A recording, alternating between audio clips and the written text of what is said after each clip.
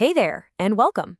Today, we're tackling one of the biggest questions out there. How did our planet get filled with such an incredible, mind-boggling variety of life? We're going to look under the hood at the powerful engine that drives all of this amazing diversity. Just think about it for a second. The sheer scale of it all. You've got everything from microscopic organisms you can't even see, all the way up to the biggest blue whales. The diversity of life is just breathtaking. And for centuries, this has been a huge source of wonder and a really deep scientific puzzle. So, what's the secret? Well, the answer lies in one of the most brilliant and powerful concepts in all of science, the theory of evolution by natural selection. And this isn't just some random idea, it's the absolute foundation of modern biology. Now, to really get this, we've got to be clear about two key concepts that people mix up all the time. They sound kind of similar, but trust me, one is the result and the other is the process that gets us there.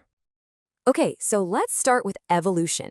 Put simply, evolution is the observable fact that life has been changing for billions of years. We can literally see this story written in the fossil record and even in the DNA of every living thing today. It's the what in our story. So if evolution is the what, the change over time, then natural selection is the how. It's the engine, the mechanism that actually drives all these changes. It's how life adapts and becomes so incredibly diverse. And here it is, side by side. It makes it super clear, right?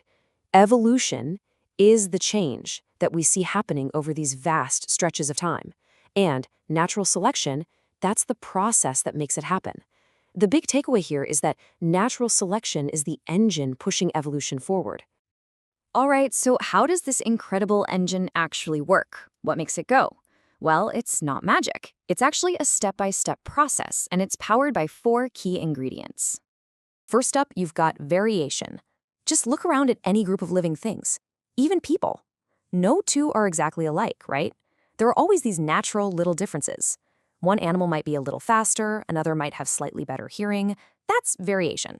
Next, we have inheritance. This is pretty straightforward. Those unique traits, they get passed down from parents to their kids through genes. Then comes the crucial part, selection. Out in the real world, it's tough. And some of those inherited traits give an individual a little bit of an edge, a better chance to survive, find food, and have their own kids. The environment basically selects for the traits that work best. And finally, you have the secret ingredient, time. And we're talking about a lot of time. Over many, many, many generations, those tiny advantages start to add up, and they can lead to massive changes in an entire population. Now, we've got to pause here and bust a really common myth. A lot of people picture evolution as this straight ladder of progress, with humans sitting right at the very top. But that's not how it works at all. The reality is actually way more complex, and honestly, way more beautiful. A much, much better way to think about it is as a huge, sprawling, branching tree. And this leads to a pretty mind-blowing idea, common descent.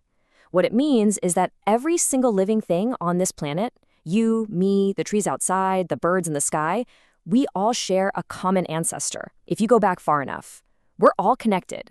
We are all part of one single enormous family tree. So when you put all of these pieces together, you start to see that evolution by natural selection is so much more than just a dry scientific process. It's actually the creative force that has sculpted every living thing on Earth. This quote just nails it. There's no plan, there's no conscious goal or destination. It's an unguided process. And yet, just through these simple rules playing out over billions of years, it has produced all the endless, beautiful, and complex forms of life we see all around us. It's incredible. And that leaves us with one final, kind of mind-bending thought. That creative engine, it hasn't stopped. It's still running, all around us, right now. Which really makes you wonder, what beautiful and amazing forms will it shape next?